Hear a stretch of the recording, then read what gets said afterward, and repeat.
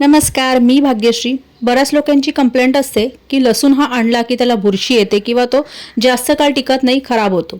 पण मला जर बाजारात योग्य किमतीत लसूण मिळाला तर मी हमखास आणून 5 ते 6 महिन्यांसाठी त्याला टिकवते। तो टिकवते कसा हे आज मी तुम्हाला दाखवणार आहे। एका कोरड्या प्लेटमध्ये मी लसूण हा पसरून घेतलेला आहे। आता या लसणाला मी बोरिक पावडर, हो तुम्ही बरोबर ऐकलात, मी बोरिक पावडर वापरणार आहे। ही बोरिक पावडर हातावर घेऊन या लसणाच्या कांद्यांना चोळणार आहे। आता तुम्हाला प्रश्न पडला असेल की बोरिक पावडर वापरलेला लसूण स्वयंपाकात कसा वापरायचा।